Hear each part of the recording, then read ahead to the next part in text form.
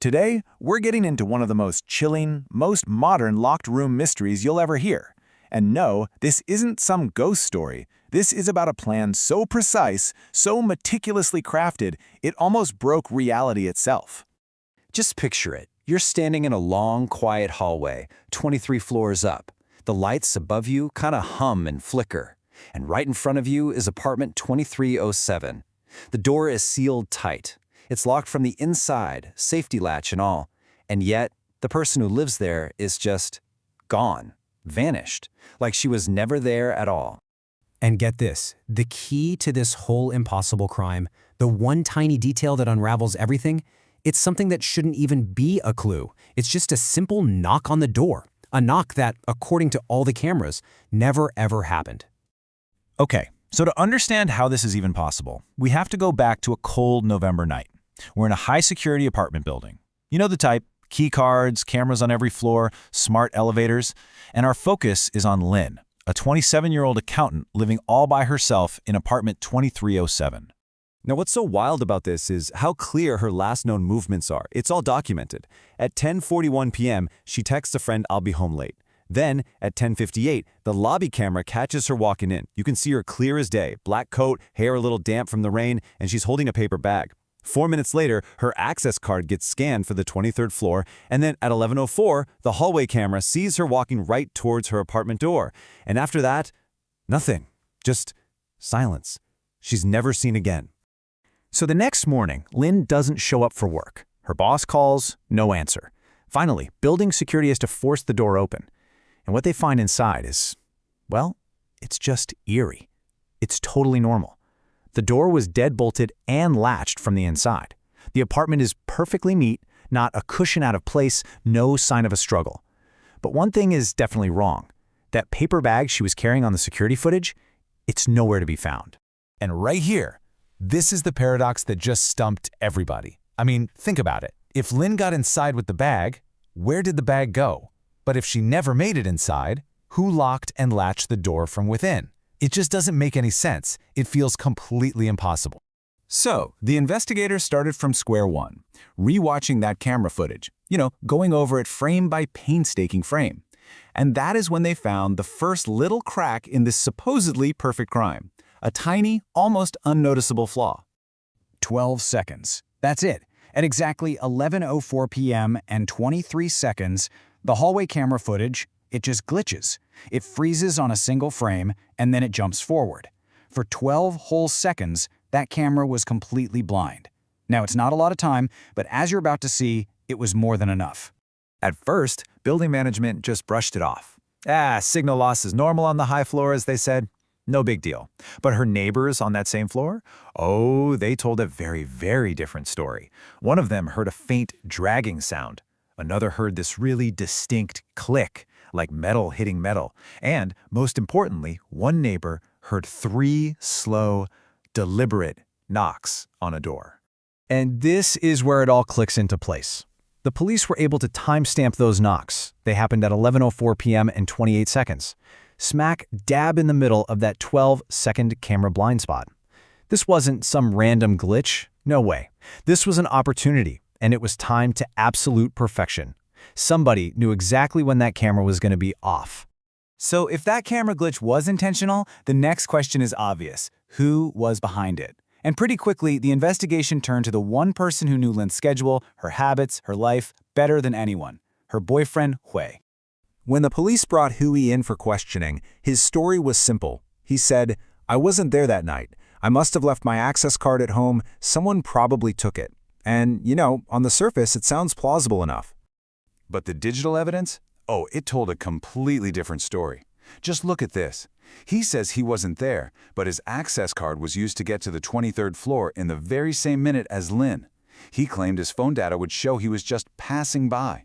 But nope, it actually pinned his phone to the building's lobby for a solid 20 minutes, perfectly surrounding the time she disappeared. And the kicker? When they asked him to describe Lynn's apartment, a place he claimed he rarely visited, he described the layout flawlessly, down to the smallest detail. So, all the data says Hui was there, but not a single camera in the lobby or the elevator ever saw him. It's like he was a ghost. How in the world does somebody get all the way up to the 23rd floor in a secure building like this and remain completely invisible? Well, it turns out there's only one way. All right, let's put it all together now, because this is where all those strange little details start to make a terrifying kind of sense. The police literally recreated the scene, standing in that same cold hallway to deconstruct this seemingly impossible act piece by piece. First, that camera glitch. Inside a utility junction box, right on the wall next to apartment 2307, they found this little thing, an image lock device. It's basically a small piece of hardware that you can splice right into a camera's wiring, and it's designed to cut the signal for a pre-programmed amount of time. In this case, it was set for exactly 12 seconds. This was premeditated, calculated sabotage. And right next to that junction box was a plain steel door with a sign that said staff only. Behind it, they found the perpetrator's secret weapon, a hidden service corridor. It was this narrow, dark passage that ran behind the walls for the entire length of the 23rd floor, allowing someone to move around completely unseen. So now, let's break down the abduction itself, step by step. First, you have the lure. A food order was placed online for apartment 2307, but it wasn't placed by Lynn. And the delivery note had a very specific instruction: knock 3 times. Second, the signal. During that 12-second blind spot, Hui, who's waiting in that dark service corridor, knocks 3 times. Third, the response. Lynn, probably thinking it's her food, does what she always does. She opens the door just a crack. It was a habit he knew all too well. And finally, the action. In that single instant, he yanks her through a small pre-opened service panel right by her door and pulls her into the hidden corridor. No struggle in the hallway, no noise, she just vanishes into the walls. But what about the locked door? That was the final, brilliant piece of the illusion. After pulling her door shut from the outside, he used a simple, thin tool, something like a wire or maybe a modified ruler, slid it into the door jamb, and just pushed the safety latch into the locked position. He created the perfect illusion of a sealed room, all from the outside. So, we know how he did it, but the biggest question of all still hangs in the air. Why? This wasn't a robbery. It wasn't a random act of violence. The motive was something far more personal and, honestly, far more terrifying. And now, watch how all the loose ends get tied up. Investigators discovered Hugh used to work as a technical contractor for a very similar building. He knew the systems, the layouts, the blind spots.